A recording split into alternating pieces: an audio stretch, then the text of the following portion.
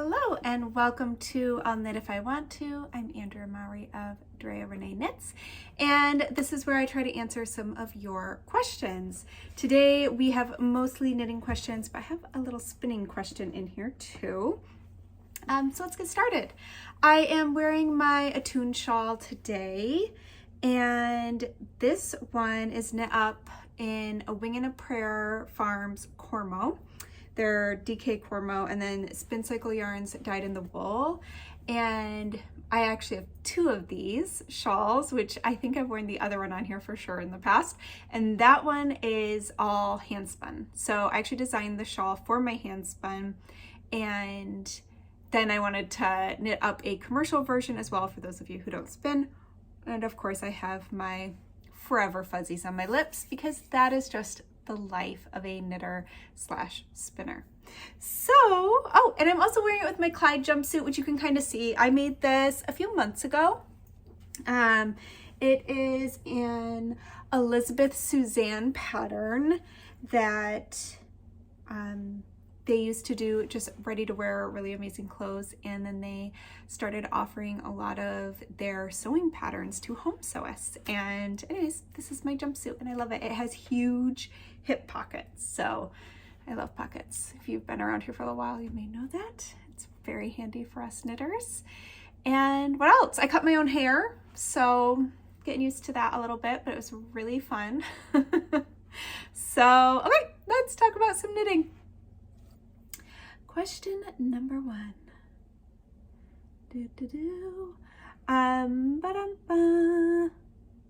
I have a rather complex question, reason for confusion.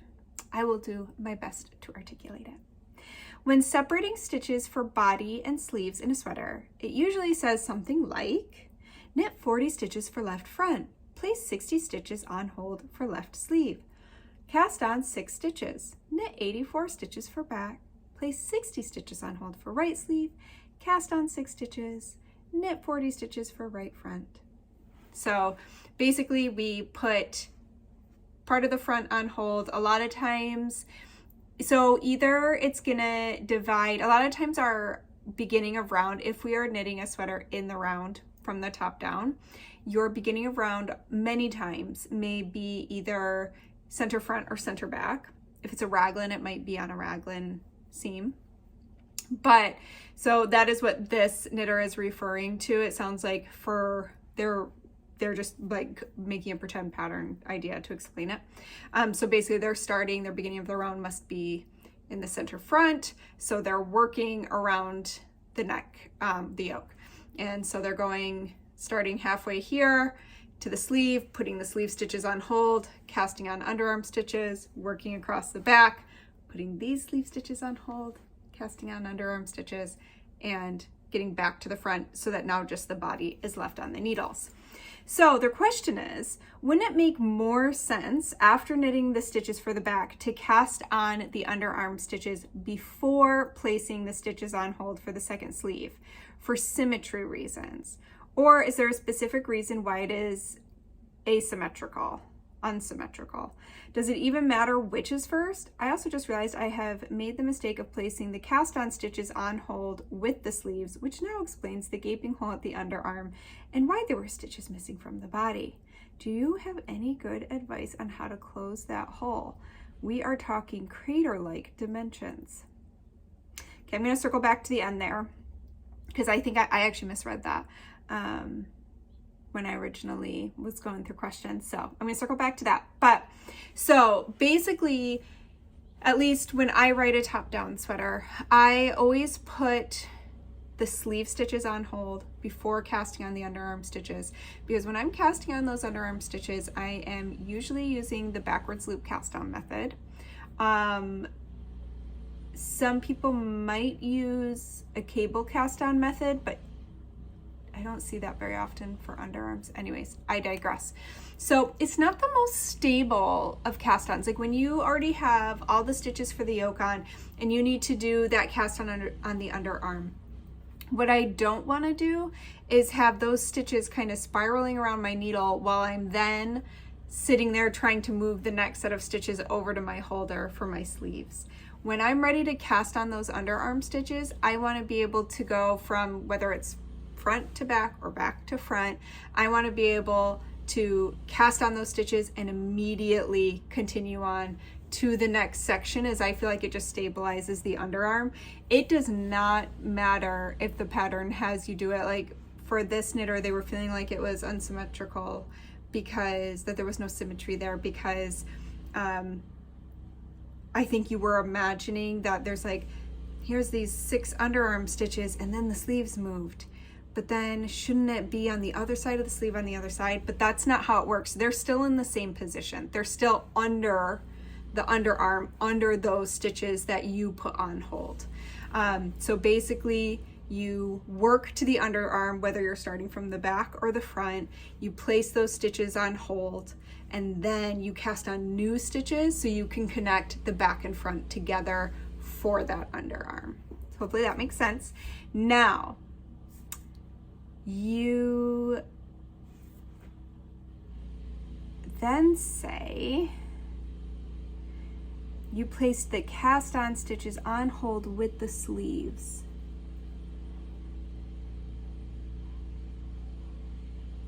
So to do that, it sounds like you did try to cast on the stitches before the sleeves were on hold, because otherwise you wouldn't be able to add them to your hold stitches for your sleeve, because your sleeve stitches would have already been on hold up here. You couldn't slip those cast on stitches anywhere. So when I first read this, I thought that you had just had, a lot of times people struggle with sleeves, underarm little holes from where they pick up stitches. And that is what I thought your problem was here. But if you are just missing 6 stitches here, man, I'd like to see this. I mean, at the end of the day, what I think you need to do is just get some of your yarn that you used for your sweater onto a tapestry needle, and you're just gonna have to kind of do trial and error. So there's a couple different things you can try. You can try simply weaving it shut with the underarm, almost creating, you know, like if there is a decent sized gap there, trying to, you know, move that tapestry needle in and out to kind of close that hole up. Even using like a duplicate stitch where you're putting the needle in and out, following the path like you would as if it was a knit stitch, to try and close it up. But it's really hard because I can't necessarily visualize what that hole looks like and how, yeah, I'm so curious. So sorry, I can't really offer a ton of guidance on how to close that hole outside of just getting in there with the tapestry needle and your yarn and just doing it the best you can. Remember that we don't generally walk around with our arms up, and so if you can just get it as tidy as you can to save that sweater, but otherwise I think I would need to see it. Okay, so I got 3 questions in a row about holes at the underarm. I have talked about this before, but it is a question I still get constantly every single week. So we are going to chat about it a little bit more. So first, let's read this next question. I am not a very experienced knitter, but have knit some garments such as hats, scarves, mittens, socks, and some blouses. I have some problems when knitting the sleeves. Some patterns ask to start the sleeves top down using double pointed needles, but can we start directly using magic loop? Can you give some advice on this? Also for avoiding holes on the armholes. Okay, so you can 100% use magic loop instead of DPNs, double pointed needles. You can use whatever needles, and this goes across the board. If that pattern recommends magic loop, you can use double pointed needles. You could use 2 circular needles. You know, it's whatever is most comfortable for you. So I say in my patterns, I think double pointeds and magic loop tend to be 2 of like the most popular.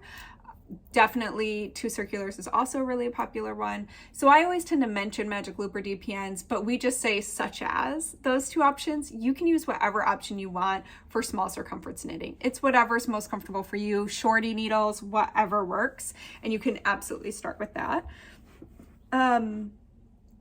And for avoiding holes in the armhole, so the best trick, in my opinion, is to simply cast on a few extra stitches. So what happens is if you only cast on, and I'm talking about a sweater that has been worked from the top down, just as we talked about in the first question, where the sleeve stitches have been put on hold, stitches have been cast on for the underarm. Now, once the body's finished, you go back to finish the sleeves. You put those stitches that were on hold back onto your needle, and you have to pick up stitches at the underarm. So if you only pick up the number of stitches that were cast on, there's a good chance, and especially if you try to line them up perfectly with those cast on stitches, you're probably gonna have a hole in each corner. And that's because while your sleeves are on hold, that area just has a tendency to get a little bit stretched out, and they can create those little holes. So what I like to do is, either if I am going to pick up the same amount of stitches that were cast on for the underarm, I am not going to do it perfectly. I am going to purposely kind of jump so that I can pick up a stitch in the corner between my last cast on stitch and the sleeve that was the first stitch of the sleeve stitches that were put on hold. You'll see that kind of elongated gap. Now, sometimes when you pick up a stitch in there, it can almost make the hole look bigger. So a even better way to go about this would be to just pick up extra stitches, and then you can immediately decrease them out in the following rounds of working your sleeve. So let's say your pattern tells you to pick up 10 stitches for the underarm. I would pick up at least 12. I would pick up an extra one in each corner of the underarm.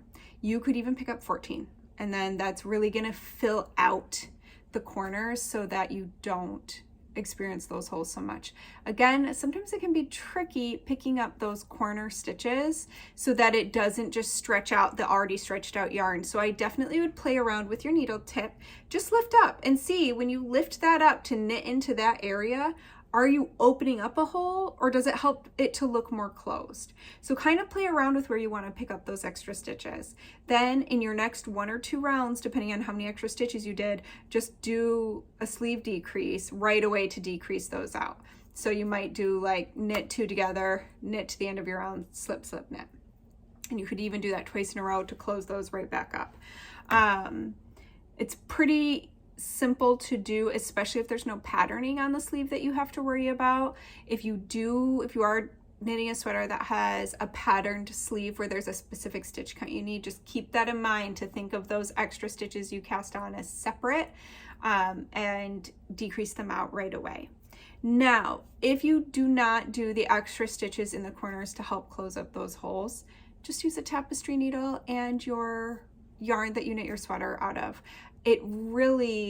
I just use like duplicate stitch typically, and I just go through and I just tighten it up.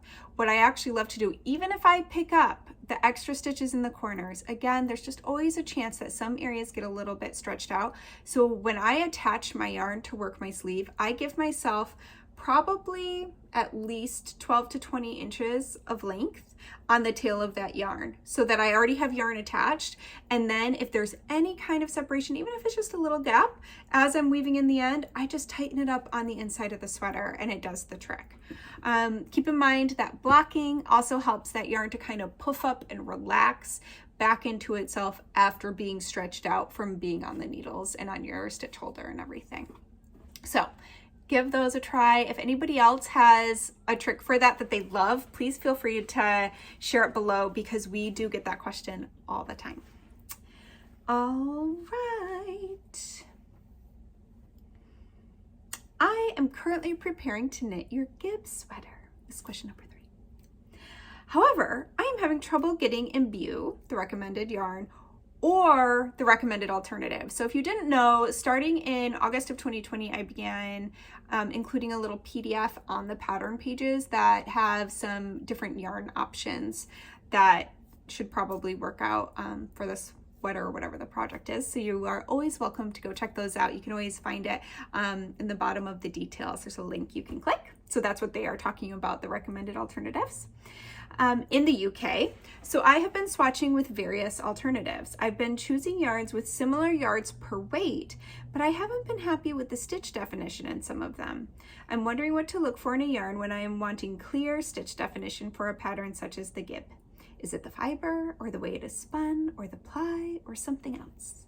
So I love this question. I really was in the dark about how yarn structure affected what I was knitting until I started spinning. And then I was like, oh, this is really great information that we should all have, regardless of if you spin yarn or not. So it really was an amazing education I got on picking yarns, and why in some of the things I had knit in the past, why maybe my eyelets didn't open up much in a lace project, or why my stitch definition wasn't great in another project. So for stitch definition, you want a round yarn. The more plies there are in the yarn, the rounder the yarn will be. So I used to think like, oh, a single ply yarn would make lovely cables. But really what happens is when you have less plies, that yarn can kind of flatten out, and it doesn't show definition well. Let's say 3-ply or more is going to be really nice and round, and it's going to help things like cable and knit purl texture really show. I also think that a worsted spun yarn is going to be smoother. And again, then if you have a lot of plies, that's also going to create a round, smooth yarn that's great for showing off definition. A woolen spun yarn isn't as defined because it's fluffy. And so I find that sometimes you can't see the definition as well, even if there is multiple plies. The more plies there are in a woolen spun yarn, the more you're gonna see that stitch definition. But something just to think about there. But definitely pay attention to how many plies the yarn has. So a good rule of thumb is 3 or more plies for cables or texture work. 2 plies is what you want for lace. So 2 plies push off of each other, and that really helps like eyelets open up, which I just found so fascinating, because I definitely have knit things in like a single ply yarn and my eyelets kind of collapsed a little bit, and I was like, I wish these would open up more. And I thought it was the way I was knitting my eyelets or the way I was blocking it, and then I tried it in a 2-ply yarn and I was like, oh wow, it's like magic. So yes, for imbue, I recommend at least 3 plies or more to help create that stitch definition that you're looking for. And question number 4. My question is, do you have a spinning wheel you'd recommend for beginners? Maybe one that you loved when you were just getting into spinning. I've used drop spindles, but have yet to try a wheel and have been thinking of diving in and exploring wheel spinning. It just looks so fun. It is so fun. So I do have a recommendation. So I highly, highly, highly recommend that if you have a fiber shop near you that has spinning wheels, to go check them out, because I do think it's very personal, and different wheels feel different for everybody. I basically went with the first wheel that I used and I loved it, and it came highly recommended by a friend of mine who was a professional spinner for a long time. So I got a shocked matchless, which I love, but it is, I think for a newer spinner, I have since discovered another wheel that I'm like, oh, I think this wheel feels easier to spin on for a newer spinner, where the matchless can do all the things you will want to do as a spinner, I think. I'm sure not everyone would agree with me, but it's got a lot of bells and whistles. It's an amazing wheel. I love it. I 100% recommend it. But I'm going to show a wheel that I have since gotten that I'm like, it's my easy breezy wheel. It's when I just want to spin a wheel. And I think it would have been a great, great, great beginner wheel had I had it early on. So, and it came, I actually got this wheel after Jillian Moreno, who I have a video on here interviewing her. She is an amazing spinner from Ann Arbor, Michigan, and she recommended a underarm to me and showed me hers, and it just looked wonderful. So this is a underarm double treadle, also known as a underarm DT. You can kind of see, can you see that? So the thing I like about this wheel is when it sits on the floor, it tilts towards you like that. And it is incredibly easy to change bobbins on it. All you do is literally pop off an end. So I think that sorry, I have something that's just keeping my chair from rolling. I think as you're getting used to, I was actually just talking to my friend Becca about this because she is just recently getting into spinning, and she was telling me some of her roadblocks of like the yarn was either kind of whipping into her wheel too fast or coiling in front of the orifice and not feeding onto her bobbin. And I was like, you know, it probably took me a good year to get really comfortable with actually adjusting my wheel. I just kind of put it all on myself, assuming like I had to adjust my body instead of adjusting the wheel, because I didn't know if I messed with things, what would happen, and would I mess up the wheel? Like, I was afraid that I was going to mess up my wheel, especially because if you are looking into spinning, you know that the wheel is an investment. So anyways, I feel like the underarm is just easy. It has a silicone cord for your drive wheel. It has a really simple brake system. It's just, I feel like I think it helps you to feel confident to adjust things without feeling like you're maybe going to mess up the wheel. You know, I don't know. That's just my own experience though. So anyways, I would highly recommend a underarm double treadle. I really think it's a great wheel for any level of spinner, but definitely for newer spinners who just want like a wheel that feels easy to spin on. It's really easy to treadle too. Like, I just feel like it's just pedaling along.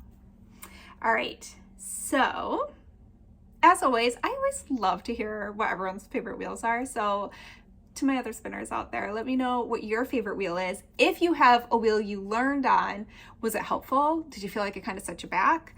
You know, like I love to hear those kinds of stories. Again, I loved my experience learning on the Matchless. I love my Matchless. That is like my main wheel for sure. But once I found this one, it's also lighter weight. So my studio is on the 3rd floor of our home, and we live in a really old home. And I can easily carry this one up and down the 2 flights of stairs. So it also depends on your living situation. This one can fold flat-ish, but it can fold for storage. So if you have limited space, that can be really helpful as well. So it all depends on your personal needs. So, all right, last question of the day. Oh, and this is a tricky one, but I thought it would be kind of fun to talk about how, like, maybe a little peek into what I think about as I'm attempting a design that maybe I haven't done before. So, hi Andrea, I'm a fellow baker and you have been keeping me company while I bake the goods in the early morning. Oh, yay. So here's my question. My dad is turning 60 next year. I'm planning ahead. Good on ya. I have a sweater I want to knit him with traditional Fair Isle pattern on the yoke. The thing is, I want to have an open collar because he loves sweaters like that. My thinking is purling maybe 5 to 10 stitches in the middle to steek, them later to open up the collar, or should I knit it flat for that part and join in the round? I want the collar to overlap at the bottom of the V on the chest and maybe have a button to be able to close it if he wants to. Can you help me think this through? Also, do you think a shawl collar with short rows in the back would be good, or should I do a collar separate and then sew it to the sweater? Okay, so basically if I am visualizing this correctly, what this knitter wants to do for their father is basically have one of those really classic, I love this style of sweater, but a Fair Isle sweater with the V-neck that ends in a square with the shawl collar that it overlaps by probably like an inch at the bottom, maybe 2 inches. Sometimes there's even like a toggle button to close it, and then it has that shawl collar opening. So there's a few things to consider here. I don't know if you said if you want to knit it top down, but I think that's what I assumed, because you say, should I knit it flat and then join in the round, which to me would be for the remainder of the yoke. But I think you could do this top down or bottom up. And so what I think you should do, I think steeking, if you're gonna have color work, patterning, especially, so this knitter's from Iceland, so I feel like you have a rich tradition in steeking and color work. And I think that if you want that yoke where you're going to have your collar to be color work, I would steek. The only thing I think that I would want to think about for you is that you are doing shaping on either side of your steek. So, because you want to shape it like a V-neck to help it open up so that there is space for that shawl collar, if that makes sense. So I would think about your steeking line, kind of like this stripe in my shirt here. And on either side of that, you would want to, if you are going from the top down, you're going to be decreasing. If you're going from the bottom, nope, sorry, I got to think about this for a second. So if you're going from the bottom up, you're decreasing. If you're going from the top down, you would increase. For me, so part of my design process is how can I visualize shaping and make that work in the most cohesive way possible that also looks nice. What shaping is going to look better? Will increasing look better? Will decreasing look better? And sometimes that will help determine if I'm going to knit something from the bottom up or the top down. You may even consider knitting this from the bottom up. But decide which direction you're going to knit it from. You have your steep column. Again, from the bottom up, you're going to be decreasing out, because as you decrease along that, you won't be able to see it in real time, but once you cut it, that will open it up into the V so that you can put in a shawl collar, you know, kind of like that.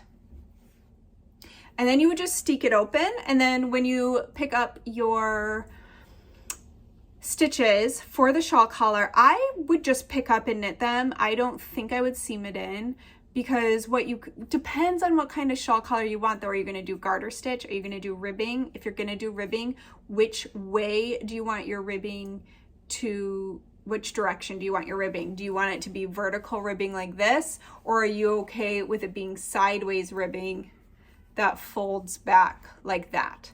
So if you're okay with sideways ribbing, or if you're going to do garter stitch, I would then just pick up stitches along the collar.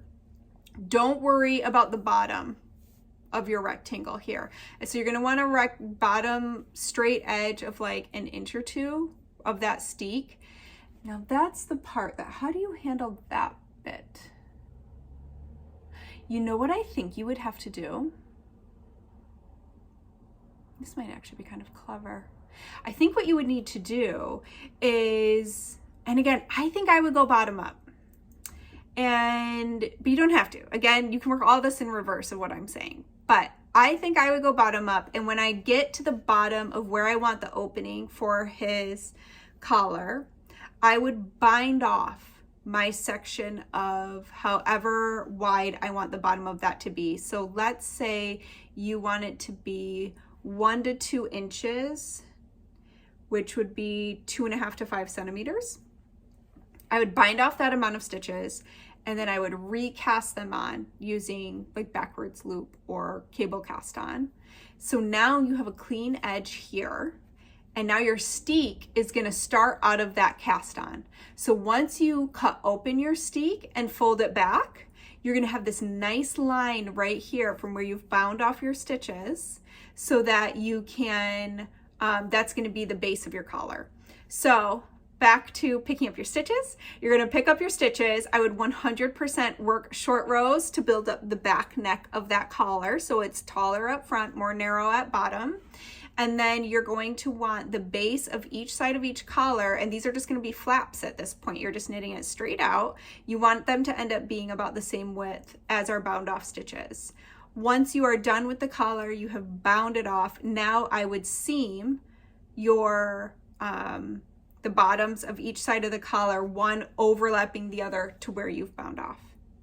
And I think if you want to add a button, if you wanted to pull it, depending on how deep you make his opening, his collar, I think sometimes like a toggle kind of button can look really nice. You could even then just do an I-cord loop where he could pull it closed a little bit more. Sometimes people even do two, and that can look really nice. So that's how I would do that. So I hope it makes sense. You might want a pen and notebook to jot down what I just rambled, if anything was helpful. But that's kind of the way I move through when I'm trying to design something. Like, I very much am, I have to try it to know if it's gonna work person. I think there are some people that work in a very different way than I do. There's a lot of designers out there who will write and grade an entire pattern and then knit it. But for me, I make so many decisions on the needles. I'm working on a sweater right now that I've literally torn out 4 times because I keep changing how I want it. You know, I keep trying it on and being like, that could be better. And I wouldn't know that by just looking at a spreadsheet. I need to be able to try it on. I need to be able to feel that fabric and see it. So I know not everyone works that way, but I am very much a hands-on. Like, first I have to visualize and imagine it. Sometimes I have to sketch it out so that my thoughts make sense. And then I just have to try it. So anyways, I'm excited for you. I hope that your sweater is a huge success. I'd love to see a picture when you're done. So good luck and happy 60th to your dad next year. All right, so I will show off a little bit of my spinning, and then I have got all kinds of work to do today that I better get to it. I am still working on my latest combo spin. This is going to be a standard 3-ply. I believe I talked about it in my last video. I think I did. It all blurs together after a while. But I'm on my last one. This is actually, I went through and I have been attenuating the fiber, stretching it out. So this is my last little bump of fluff to finish my 3rd bobbin, and then I get to apply it together. I am considering, I'm gonna go camping this weekend, and I'm kind of thinking about bringing my wheel so that I could do that. But we're gonna have a whole bunch of kids running around, so I don't know why. I think I'm gonna be able to spin. I might just bring my knitting. I have a lot of knitting to do too. So that is what I'm gonna be doing this weekend, just enjoying this last little bit of summer, going swimming, going hiking, being outside with our kids. And I hope you do something wonderful as well. I hope you get outside in some nature. I hope you get to make some things, and I hope I get to see you back here next week. Have a great weekend, everybody.